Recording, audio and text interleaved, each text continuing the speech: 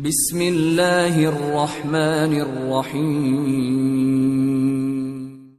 یہاں سے شمال کی جانب 2 منزلوں کی مسافت پر اسی طرح کا ایک کنڈر ہے۔ زرغام جواب دیتے ہوئے کہنے لگا، باقی سب وہی ہیں۔ اس کے ماتھے سے پسینہ بہہ رہا تھا۔ زرار بن حسین کے اشارے پر رسیاں کھول دی گئیں۔ تو یہاں کیا کر رہا تھا؟ ابو موسیٰ نے سوال کیا۔ میری کچھ چیزیں یہاں رہ گئی تھیں، میں وہ لینے آیا تھا۔ رات کے پہلے پہر یہاں پہنچا تھا، تلاش کے بعد بھی وہ نہ مل سکی۔ تھک ہار کر جانے لگا تھا کہ تم لوگوں نے حملہ کر دیا۔ میں چپ چپ کر نکلنے کی کوشش کر رہا تھا کہ تمہارے آدمیوں نے مجھے پکڑ لیا۔ اس نے تمام بات سنا دی۔ اب تم ہمیں اس کنڈر نما قلعے تک لے کر چلو گے؟ زرار بن حسین نے اس سے کہا، اور کچھ دیر بعد 1000 سواروں کا دستہ شمال کی طرف اڑا جا رہا تھا۔ رات ابھی خاصی باقی تھی جب یہ دستہ اس قلعے تک پہنچ گیا۔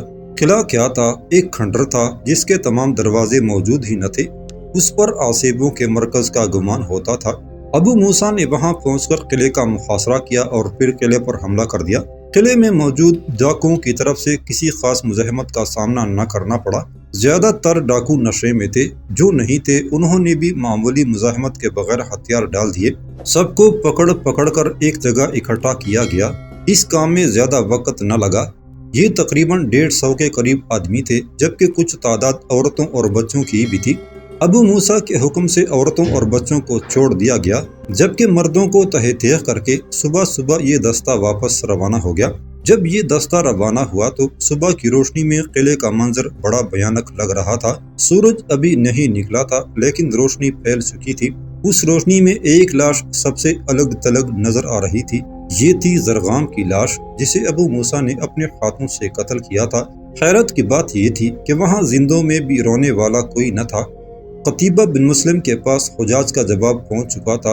حجاج نے اسے لکھا تھا کہ وہ نیزک کو اپنے ساتھ لے جائے، اس سے غیر مسلموں پر ایک نفسیاتی اثر ہوگا، لیکن اس نے قتیبہ کو ہدایت بھی کی تھی کہ وہ نیزک پر اعتماد نہ کرے، کیونکہ اس نے صرف مجبوری کے تحت مسلمانوں کی اطاعت کی تھی۔ موقع ملنے کی صورت میں وہ مسلمانوں کے لیے خطرہ بھی بن سکتا تھا۔ یہ بھی عین ممکن تھا کہ وہ مسلمانوں کی پیٹھ میں خنجر اتار دے۔ حجاج کا پیغام پڑھ کر قتیبہ زیر لب مسکرایا، کیونکہ اس نے انہی خدشات کا اظہار کیا تھا جو قتیبہ کے ذہن میں پہلے سے موجود تھے۔ تاہم اسے اطمینان تھا کہ حجاج نے اس کے فیصلے کی تائید کرتے ہوئے نیزک کو ساتھ لے جانے کی اجازت دے دی تھی۔ حجاج کا پیغام پڑھنے کے بعد قتیبہ بن مسلم نے نیزک کی طرف قاصد روانہ کر دیا۔ پیغام میں اس نے نیزک کو کہا تھا کہ وہ اپنی فوج لے کر جتنی جلدی ہو سکے قتیبہ سے آ ملے۔ قتیبہ کسی کے انتظار میں دن ضائع نہیں کرنا چاہتا تھا، اسی لیے اس نے ابو موسیٰ کو 1000 سوار دے تو دیے، لیکن اس کے انتظار میں رکا نہیں تھا۔ اسی طرح وہ نیزک کے انتظار میں بھی رکنا نہیں چاہتا تھا۔ اس سے اس کا مقصد یہ بھی تھا کہ نیزک کو یہ احساس دلایا جائے کہ وہ مسلمانوں کے لیے اتنا اہم نہیں کہ وہ اس کے انتظار میں اپنا کوچ روک سکیں۔ نیزک کو جو ہی قتیبہ بن مسلم کا پیغام ملا، وہ فوراً چل پڑا اور 1 ہفتے کی مسافت چند دنوں میں طے کر کے قتیبہ سے آ ملا۔ نیزک کے آ جانے سے لشکر کی مجموعی تعداد 40,000 کی لگ بھگ ہو گئی تھی۔ یہ لشکر جدید ہتھیاروں اور تازہ دم گھوڑوں سے لیس چلا جا رہا تھا، اور پھر ابو موسیٰ کی قیادت میں گئے 1000 سوار بھی واپس آ گئے۔ یہ تو ہو ہی نہیں سکتا تھا کہ مسلمانوں کا لشکر کہیں حملہ کرنے نکلے تو کسی کو اطلاع ہی نہ ہو۔ چنانچہ جب قتیبہ بن مسلم نو مشقت سے چند دن کے فاصلے پر پہنچ گیا تو دروان خزا تک اس کی اطلاع پہنچ گئی۔ اس نے نو مشقت کو بچانے کے لیے فوج روانہ کر دی۔ اس کے علاوہ اس نے سقط کے بادشاہ ترخون اور اہل فرغانہ کی طرف بھی قاصد دوڑا دیے۔ نو مشقت کو بچانا اس کے لیے بہت ضروری ہو گیا تھا۔ اس نے جو فوج روانہ کی تھی اس کا سپہ سالار کور بغانون تھا، اور پھر اس کے ساتھ سغد اور اہل فرغانہ کا لشکر بھی آ ملا، اور یوں اس کے لشکر کی مجموعی تعداد 2 لاکھ کی لگ بھگ ہو گئی تھی، اور یہ لشکر مسلمانوں کی 40,000 کی جمعیت کو کچلنے کے لیے چلا آ رہا تھا۔ لیکن اس جمعیت کو اکٹھے ہونے میں چند دن ضرور لگے تھے، اور ان چند دنوں میں قتیبہ نو مشقت کا محاصرہ کر چکا تھا۔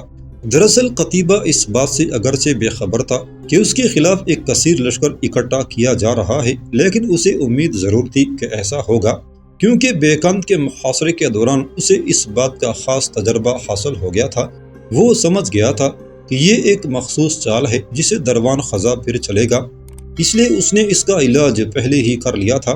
ابھی وہ نو مشقت سے چند دن کے فاصلے پر تھا کہ اس نے کوچ کی رفتار حیرت انگیز طور پر تیز کروا دی اور چند دن کا فاصلہ ایک دن میں طے کر کے نو مشقت پہنچ گیا۔ اس نے اسی پر اکتفا نہ کیا بلکہ فوراً قلعے کا محاصرہ کر لیا اور قلعے پر یلغار شروع کر دی۔ اس کی یلغار اتنی طوفانی تھی کہ صاف نظر آ رہا تھا کہ یہ قلعہ چند دن میں مسلمانوں کے پاس ہوگا۔ کچھ تو قتیبہ کا نام ہی دہشت بن چکا تھا، اور پھر جب اس نے اس انداز میں یلغار کی تو قلعے کے اندر موجود لوگوں پر دہشت طاری ہو گئی۔ ابھی آدھا دن ہی گزرا تھا کہ قلعے پر سفید پرچم لہرانے لگا۔ اس پر قتیبہ بن مسلم نے حملے رکوا دیے۔ قلعے کے دروازے کھلے اور ایک گھڑ سوار جس کے ہاتھ میں سفید جھنڈا تھا باہر نکلا۔ اس کے پیچھے پیچھے چند اور گھڑ سوار باہر نکلے۔ یہ سب مسلمانوں سے صلح کرنے کے لیے آئے تھے۔ قتیبہ اگر چاہتا تو وہ قلعہ بزور طاقت بھی لے سکتا تھا، لیکن اس نے مزید خون خرابے سے گریز کرتے ہوئے صلح کر لی۔ اس صلح کے بعد مسلمان فوج قلعے میں داخل ہو گئی اور شہریوں نے مسلمانوں کا شاندار استقبال کیا۔ نو مشقت سے مسلمان فوج نے کوچ کیا اور رامیشنا اس کی منزل تھی۔ قتیبہ کو امید تھی کہ رامیشنا میں خونریز معرکہ ہوگا، لیکن جب مسلمان فوج رامیشنا پہنچی تو شہر والوں نے اس کا شاندار استقبال کیا اور قتیبہ سے صلح کر لی، اور یوں دو انتہائی اہم شہر بڑی آسانی سے مسلمانوں کے قبضے میں آ گئے۔ اہم اس لیے کہ یہ شہر فتح کرنے کے بعد مسلمان براہ راست بخارا تک رسائی حاصل کر چکے تھے، لیکن اصل خطرہ تو اس کے بعد ہی تھا، کور بغانون کی صورت میں۔ لیکن مسلمان اس خطرے سے بے خبر تھے اور یہ خطرہ ان کی طرف تیزی سے بڑھا چلا آ رہا تھا۔ چند دن رامیشنا میں قیام کے بعد قتیبہ نے فوج کو واپس کوچ کا حکم دیا۔ اگرچہ ابھی موسم سرما خاصا دور تھا اور قتیبہ چاہتا تو بخارا پر حملہ کر سکتا تھا، لیکن وہ جانتا تھا کہ بخارا کو فتح کرنے کے لیے تازہ دم فوج درکار ہوگی، اور کئی نئے انتظامات بھی ایسے تھے جو اسے کرنے تھے۔ چنانچہ فوج مرو کی طرف روانہ ہو گئی۔ واپسی پر فوج کی ترتیب وہی تھی جس ترتیب سے پہلے کوچ کیا گیا تھا۔ سب سے آگے حراول دستہ، اس کے پیچھے قلب جس کی کمان قتیبہ کے اپنے ہاتھ میں تھی، اور آخر میں جو دستہ آ رہا تھا جس کی کمان عبد الرحمن بن مسلم کے پاس تھی۔ اس ترتیب سے کوچ نہایت ہی محفوظ تھا، کیونکہ اگر دشمن اچانک عقب میں حملہ کر دیتا تو آگے والے دونوں حصے پلٹ کر حملہ کر سکتے تھے، اور اگر اگلے حصے پر حملہ ہوتا تو پیچھے آنے والے دونوں حصے تازہ دم حصے حملہ آور کو آڑے ہاتھوں لے سکتے تھے۔ قلب پر حملے کی صورت میں حراول اور عقبی دستے مدد کو پہنچ سکتے تھے۔ اب جو مسلمان فوج نے کوچ کیا تو حراول اور قلب کے درمیان 1 میل کا فاصلہ تھا، جبکہ اسی طرح قلب اور عقبی دستوں کے درمیان بھی 1 میل کا فاصلہ تھا۔ ایک رات مسلمان فوج نے ایک جگہ پڑاؤ کیا اور اگلی صبح پھر مقررہ ترتیب سے روانہ ہو گئی۔ سب سے آخر میں عبد الرحمن بن مسلم کے دستے جا رہے تھے۔ کچھ وقت ہی گزرا ہوگا کہ عبد الرحمن کو اپنے عقب میں بے شمار گھوڑوں کی ٹاپوں کی آوازیں سنائی دینے لگی۔ اس وقت مسلمان جس راستے سے گزر رہے تھے یہ نیم پہاڑی قسم کا تھا۔ عبد الرحمن کو کچھ شک سا گزرا۔ اس نے ایک آدمی پیچھے بھیجا کہ وہ دیکھ کر آئے کہ یہ سب کیا ہے، کیونکہ اسے خطرے کا احساس ہو رہا تھا۔ اسی خطرے کا احساس جس کا ذکر قتیبہ نے کئی بار اپنے سالاروں کے ساتھ کیا تھا۔ وہ آدمی گیا اور تھوڑی دیر بعد واپس آ گیا۔ اس کی حالت سے ہی اندازہ ہو رہا تھا کہ کوئی خطرہ ضرور ہے۔ کیا دیکھ کر آیا ہے تو؟ عبد الرحمن بن مسلم نے اس کی حالت دیکھ کر سوال کیا۔ ہم چاروں طرف سے گھیرے جا چکے ہیں، اس آدمی نے جواب دیا۔ کیا؟ عبد الرحمن حیرت سے اس آدمی کو دیکھنے لگا۔ پھر جیسے اسے ہوش آ گیا ہو اس نے فوراً ایک کماندار کو بلایا۔ وہ آ گیا تو عبد الرحمن نے اسے ہدایت دیتے ہوئے کہا، تجھ پر اللہ کی رحمت ہو اے عرب سالار، ہم چاروں طرف سے گھیرے جا چکے ہیں، نکلنا بہت مشکل ہے۔ جس طرح بھی ہو قتیبہ تک میرا پیغام پہنچا دے، اسے کہہ کہ اب مسلمان تیری آمد پر ہی بچ کر نکل سکتے ہیں، یا پھر میرا اللہ ہمیں بچانے والا ہے۔ اسے کہو کہ جب تک ممکن ہوا میں لڑتا رہوں گا۔ اس کی ہدایات سن کر وہ سالار روانہ ہو گیا۔ اس کا قتیبہ تک پہنچنا ایک ناممکن سی بات دکھائی دیتی تھی، کیونکہ مسلمان چاروں طرف سے گھیرے جا چکے تھے۔ مسلمانوں کو گھیرنے والا کور بغانون تھا۔ یہ بات واضح نہیں کہ اس نے صرف عبد الرحمن کے دستوں پر ہی کیوں حملہ کیا، حالانکہ جتنی فوج اس کے پاس تھی اس سے وہ چاہتا تو مسلمان فوج کے تینوں حصوں کو ختم کر سکتا تھا۔ شاید وہ اس حصے کو ہی مسلمان فوج کی کل نفری سمجھتا تھا۔ ادھر عبد الرحمن کا قاصد روانہ ہوا، ادھر کور بغانون نے اپنی فوج کو حملے کا حکم دے دیا۔ یہ حملہ انتہائی شدید تھا۔ یہ تو انسانوں اور گھوڑوں کا ایک سیلاب تھا جو اس کی زد میں آتا بہہ جاتا۔ مسلمانوں کی دوسری کمزوری یہ تھی کہ ان پر اچانک حملہ ہوا تھا اور وہ ابھی پوری طرح سنبھلے بھی نہیں تھے، لیکن مسلمانوں نے حیرت انگیز طور پر نہ صرف خود کو سنبھال لیا بلکہ کور بغانون کا حملہ بھی روک لیا۔ جوں جوں وقت گزرتا جا رہا تھا، لڑائی میں تیزی آتی جا رہی تھی اور مسلمانوں کی حالت نازک ہوتی جا رہی تھی۔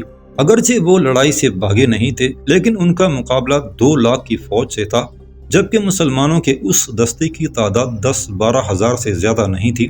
اب مسلمانوں کے بچنے کا انحصار اس بات پر تھا کہ اس حملے کی اطلاع قتیبہ تک کتنی جلدی پہنچتی ہے، اور یہ اطلاع قتیبہ تک پہنچ چکی تھی۔ جو ہی اس تک یہ اطلاع پہنچی، وہ فوراً واپس پلٹا اور کور بغانون کی فوج پر حملہ کر دیا۔ یہ حملہ اس وقت کیا گیا تھا جب سورج عین سر پر آ گیا تھا، اور یہ حملہ اتنا شدید تھا کہ کور بغانون کی فوج کے قدم اکڑنے لگے۔ جب عبد الرحمن اور دوسرے مسلمان سپاہیوں نے قتیبہ کو حملہ کرتے دیکھا تو ان کے تکے ہارے جسموں میں ایک نئی زندگی دوڑ گئی۔ اب ایک طرف سے قتیبہ بن مسلم کافروں کو کاٹ رہا تھا اور دوسری طرف سالار عبد الرحمن بن مسلم شام تک میدان جنگ لاشوں سے بھر گیا تھا۔ پھر کافر ایک ایک کر کے نکلنے لگے، جو بچ سکا بھاگ گیا، باقی یا تو مارے گئے یا پھر قیدی بنا لیے گئے۔ اس معرکے کی خاص بات یہ تھی کہ نیزک بھی قتیبہ کے ہمراہ لڑا تھا اور خوب بہادری سے لڑا تھا۔ اس واقعہ کا ذکر تقریباً تمام مورخین نے کیا ہے، خاص طور پر طبری نے اس واقعے کے بارے میں اہم معلومات درج کی ہیں۔ اس معرکے سے فارغ ہو کر اگلے دن شہیدوں کو دفنا دیا گیا اور زخمیوں کی مرہم پٹی کر دی گئی۔ چند دن آرام کے بعد مسلمان فوج کو مرو کی جانب کوچ کا حکم مل گیا۔ وہ جو اس مٹی میں دفن ہو گئے تھے اور اپنی لہو سے اس مٹی کو لال کر گئے تھے، اس مٹی کی حفاظت کے ضامن تھے، مگر کب تک؟ اس وقت تک کہ جب تک ان کے جسموں سے بہنے والے لہو کی خوشبو محسوس کرنے والے موجود تھے، اس وقت تک کہ جب اس خون کا سودا کرنے والے پیدا نہیں ہوئے تھے۔ لیکن جب مسلمانوں نے اس خون کی خوشبو کو محسوس کرنا چھوڑ دیا تو رسوائی ان کا مقدر بنی۔ قربانیوں کو فراموش کر دینے والی قوم کا انجام یہی ہوتا ہے۔ یہاں سے کوچ کرنے کے بعد اگلا پڑاؤ فاریاب کے مقام پر کیا۔ یہاں پر حجاز کا ایک قاصد قتیبہ کے نام حجاز کا پیغام لے کر آیا۔ پیغام میں قتیبہ کو ہدایت کی گئی تھی کہ وہ بخارا پر حملہ کرے اور دروان خزا سے جنگ کرے۔ یہ پیغام پڑھ کر قتیبہ نے واپسی کا ارادہ ملتوی نہ کیا، کیونکہ وہ دروان خزا سے جنگ کے لیے تیاری کرنا چاہتا تھا۔ چنانچہ اس نے کوچ جاری رکھا اور ترمس کے مقام سے دریا جیہون کو عبور کر کے مرو آ گیا۔ طبری کے مطابق یہ تمام واقعات 88 ہجری کے ہیں۔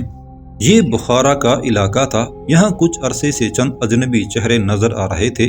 ان اجنبی چہروں نے بڑی خوبی سے اپنے آپ کو بخارا کی باقی آبادی میں گم کر لیا تھا۔ یہ بخارا کے نواحی قصبے کے ایک پرانے مکان میں رہ رہے تھے۔ یہ تینوں مرد تھے جو مرو سے یہاں آئے تھے۔ انہیں قتیبہ بن مسلم نے خاص طور پر یہاں بھیجا تھا۔ ان تینوں نے بڑی مہارت سے اپنے آپ کو بخارا کی آبادی کا حصہ بنا لیا تھا۔ ان کا رویہ ارد گرد کے لوگوں کے ساتھ ایسا تھا کہ وہ لوگ محسوس کرتے تھے جیسے یہ تینوں ہمیشہ سے اسی قصبے میں رہتے ہوں۔ لوگوں کو یہی پتا تھا کہ یہ تینوں دوست سمرقند سے فکر معاش میں بخارا آئے ہیں۔ تم لوگ سمرقند جیسی تجارتی منڈی کو چھوڑ کر بخارا چلے آئے، حیرت ہے۔ شروع میں لوگ ان تینوں سے سوال کرتے تھے۔ اس کے جواب میں وہ مسکرا کر یہی جواب دیتے تھے کہ تجارت میں ان کا دل نہیں لگتا، بلکہ وہ تو لوگوں کو اپنی تلوار کی جوہر دکھانا چاہتے ہیں، اس لیے وہ بخارا چلے آئے ہیں۔ ان کا یہ جواب سن کر لوگ آہستہ آہستہ مطمئن ہوتے گئے۔ اگرچہ وہ بخارا کے لوگوں میں مکمل طور پر گل مل گئے تھے، لیکن جس کام کے لیے وہ یہاں آئے تھے اس کے لیے ابھی زمین ہموار نہیں تھی، اور یہ زمین ہی تو انہیں ہموار کرنی تھی۔ مگر وہ ابھی انتظار میں تھے، قتیبہ بن مسلم کے حکم کے انتظار میں۔ ان میں سے ایک کا نام اسامہ تھا جو ان تینوں کا لیڈر تھا۔ اسامہ قتیبہ بن مسلم کا نہایت ہی قابل جاسوس تھا، اسی لیے اس نے اسامہ کو خاص طور پر بخارا بھیجا تھا۔ اسامہ ان جاسوسوں میں سے تھا جن کے بارے میں بلا شک و شبہ یہ کہا جاتا تھا کہ یہ پتھروں کا جگر چیر کر بھی راز نکال سکتے ہیں۔ بخارا میں باقی دونوں ساتھیوں میں سے ایک کا نام عبداللہ تھا، جبکہ دوسرے کا نام سفیان تھا جو شام کے علاقے سے تعلق رکھتا تھا، جبکہ عبداللہ خالصتاً عربی تھا۔ یہ تینوں جس منصوبے کو عملی جامہ پہنانے بخارا آئے تھے وہ 3 حصوں پر مشتمل تھا۔ اس منصوبے کے پہلے حصے کے مطابق ان تینوں کو بخارا میں پہلے سے موجود مسلمان جاسوسوں سے رابطہ قائم کرنا تھا، لیکن ایسا کرنا ان تینوں کے لیے نہایت خطرناک تھا، اور اس کام کے لیے ان تینوں کو ضرورت سے زیادہ احتیاط برتنی تھی، کیونکہ قتیبہ کو ملنے والی اطلاعات کے مطابق بخارا میں موجود مسلمان جاسوسوں کا یہ نیٹ ورک بخارا کے محکمہ جاسوسی کی نظر میں آ چکا تھا اور مسلمان جاسوس اس بات سے بے خبر تھے۔ قتیبہ کے نزدیک سب سے اہم بات یہ تھی کہ ان جاسوسوں کو نہ صرف بخارا سے نکالا جائے اس طرح کہ انہیں آخری وقت تک اصل بات کا علم نہ ہو، بلکہ اس کے ساتھ وہاں جاسوسوں کا متبادل نیٹ ورک بھی قائم کیا جائے۔ یہ اس منصوبے کا پہلا حصہ تھا جسے اسامہ اور اس کے ساتھیوں نے عملی جامہ پہنانا تھا۔ ان تینوں نے بخارا سے مسلمان جاسوسوں کو باہر نکالنا تھا اور ان کی جگہ لینی تھی، لیکن اس طرح کہ وہ خود بخارا کے محکمہ جاسوسی کی نظر میں نہ آئیں۔ انہیں یہ کام کرنا تھا لیکن ان کے پاس وقت بہت کم تھا۔ ان کی ذرا سی تاخیر یا غفلت باقی مسلمان جاسوسوں کو موت کی نیند سلا سکتی تھی، اور یہ بات نہ تو انہیں منظور تھی نہ ہی قتیبہ کو، کیونکہ ایک قابل جاسوس پوری کی پوری دشمن فوج سے زیادہ طاقتور ہو سکتا تھا۔ ان کے لیے سب سے بڑا مسئلہ یہ تھا کہ قتیبہ کو ملنے والی اطلاع کے مطابق ان مسلمان جاسوسوں ہی میں سے کوئی جاسوس غداری کر رہا تھا، اس لیے ان تینوں کو بہت احتیاط کی ضرورت تھی۔ یہ قتیبہ کا کمال تھا کہ وہ مرو میں موجود رہ کر اپنے جاسوسوں کی حرکات و سکنات سے باخبر رہتا تھا۔ اسے یہ تو پتہ چل گیا تھا کہ غداری ان جاسوسوں میں سے ہی کوئی کر رہا ہے، لیکن یہ ابھی کسی کو معلوم نہیں تھا کہ اصل میں غدار کون ہے، اور یہ معلوم کرنا اسامہ کے گروہ کا کام تھا۔ اسامہ اور اس کے ساتھی ایک منصوبہ بنا چکے تھے، اب وہ صرف قتیبہ کے اشارے کے منتظر تھے۔ جیسے ہی قتیبہ کی طرف سے حکم آیا، اسامہ اور اس کا گروہ حرکت میں آ گیا۔ بخارا کا شہر رات کی تاریکی میں ڈوبا ہوا تھا۔ رات کی اس تاریکی میں ایک سایہ بخارا کی ایک تنگ و تاریک گلی سے گزر رہا تھا۔ وہ جو کوئی بھی تھا اس کے انداز سے لگ رہا تھا کہ وہ گھبرایا ہوا ہے۔ اس کی چال میں ایک بے چینی سی تھی، اگرچہ جسامت کے لحاظ سے وہ نہایت تنومند نظر آتا تھا اور اندھیرے میں ایک بلند قامت بھوت کی مانند لگ رہا تھا، لیکن وہ جس انداز میں چلا جا رہا تھا اس سے یہی لگتا تھا کہ اس کا دل نہایت کمزور ہے۔ اس کے چلنے کی رفتار خاصی تیز تھی، وہ تقریباً دوڑنے کے انداز میں چل رہا تھا۔ چلتے چلتے وہ گلی کے کونے پر پہنچ گیا، یہاں سے ایک گلی دائیں طرف جاتی تھی۔ جب سے سامنے سے گلی بند تھی، اس نے ایک لمحے کے لیے رک کر داہنی طرف والی گلی میں دیکھا اور پھر اسی انداز میں اس گلی سے مڑ گیا۔ اس کے مڑنے کے تھوڑی دیر بعد ایک اور سایہ گلی کے اس کونے پر ابھرا اور اس آدمی کے پیچھے مڑ گیا۔ بعد میں مڑنے والے شخص کے انداز میں ایک اعتماد تھا اور ایسے لگ رہا تھا جیسے وہ پہلے والے شخص کا پیچھا کر رہا ہو۔ ان دونوں کے پیچھے ایک اور آدمی اسی انداز میں اس گلی میں مڑ گیا، وہ ان دونوں کا پیچھا کر رہا تھا۔ کچھ دیر اسی طرح چلتے رہنے کے بعد وہ تینوں یکے بعد دیگرے ایک کشادہ گلی میں مڑ گئے۔ یہ کشادہ گلی شہر کی فصیل کے ساتھ ساتھ جاتے ہوئے قلعے کے دروازے کی برجی پر ختم ہوتی تھی۔ برجی کے قریب پہنچ کر سب سے آگے جانے والا شخص رکا، اس نے ادھر ادھر دیکھا اور برجی کے اندر چلا گیا، جبکہ دوسرا آدمی برجی سے کچھ دور رک گیا۔ جس جگہ وہ رکا تھا وہاں اندھیرا تھا، اس لیے وہ کسی کو نظر نہیں آ سکتا تھا۔ تیسرا آدمی جو ان دونوں کا پیچھا کر رہا تھا برجی سے خاصا دور رک گیا تھا، لیکن وہ یہاں سے دوسرے شخص اور برجی کے دروازے پر نظر رکھ سکتا تھا۔ پہلا آدمی جو برجی کے اندر گیا تھا کچھ دیر بعد باہر آیا تو وہ اکیلا نہیں تھا، بلکہ اس کے ساتھ بخارا کے محکمہ جاسوسی کا سربراہ بھی تھا۔ پہلے آدمی کے ساتھ بخارا کے محکمہ جاسوسی کے سربراہ کو باہر نکلتے دیکھ کر دوسرا شخص حیران رہ گیا۔ پہلا شخص محکمہ جاسوسی کے سربراہ کے ساتھ اسی طرف آ رہا تھا جدھر دوسرا آدمی اندھیرے میں کھڑا تھا، اس لیے دوسرا آدمی ایک آڑ میں ہو گیا، جبکہ یہ دیکھ کر تیسرا شخص وہاں سے جا چکا تھا۔ شاید وہ جو کچھ دیکھنے آیا تھا دیکھ چکا تھا، اس لیے اس نے کوئی خطرہ مول لینا مناسب نہ سمجھا اور وہاں سے چلا گیا، جبکہ دوسرے شخص کے کان محکمہ جاسوسی کے سربراہ اور پہلے آدمی کی باتوں پر لگے ہوئے تھے۔ جوں جوں وہ دونوں اس کے قریب آتے جا رہے تھے ان کی آواز واضح ہوتی جا رہی تھی۔ دوسرا آدمی چونکہ اوٹ میں تھا اس لیے ان دونوں کو نظر نہیں آ سکتا تھا، تاہم اس کے لیے احتیاط لازمی تھی کیونکہ محکمہ جاسوسی کے سربراہ کے پیچھے اس کے محافظ بھی آ رہے تھے۔ کیا تمہیں مکمل یقین ہے کہ کسی نے تمہارا پیچھا کرنے کی کوشش کی ہے؟ یہ محکمہ جاسوسی کے سربراہ کی آواز تھی، اس میں کسی شک کی گنجائش نہیں۔ پہلا آدمی بولا، بکر، کیا تم اندازہ لگا سکتے ہو کہ کس نے تمہارا پیچھا کرنے کی کوشش کی ہے؟ محکمہ جاسوسی کا سربراہ بولا، نہیں محترم ازبک۔ بکر نے کہا، ازبک محکمہ جاسوسی کے افسر کا نام تھا۔ شاید ایک تو اندھیرا بہت زیادہ تھا، دوسرا میرے اور اس شخص کے درمیان فاصلہ بہت زیادہ تھا۔ ازبک کے منہ سے ایک آہ سے نکلی۔ اس کے ساتھ ہی وہ رک کر کچھ سوچنے لگا۔ کچھ دیر بعد وہ بولا، کہیں یہ تمہارے ساتھیوں میں سے تو کوئی نہیں تھا؟ مجھے بھی یہی شک ہوا تھا، کیونکہ اس علاقے میں میرے اپنے ساتھیوں کے علاوہ کسی کو ایسا کرنے کی کیا ضرورت ہو سکتی ہے؟ بکر نے جواب دیا۔ یہ کہہ کر بکر سوچ میں پڑ گیا۔ کچھ دیر بعد وہ بولا، کیا ایسا نہیں ہو سکتا کہ آپ میرے ساتھیوں کو فوراً پکڑ لیں؟ نہیں، ایسا کرنا ابھی خطرناک ہوگا۔ تم شاید قتیبہ بن مسلم کو نہیں جانتے، وہ بہت قابل اور تیز انسان ہے۔ اس کے اقدامات اتنے تیز ہوتے ہیں کہ دشمن کو سنبھلنے کا موقع بھی نہیں ملتا۔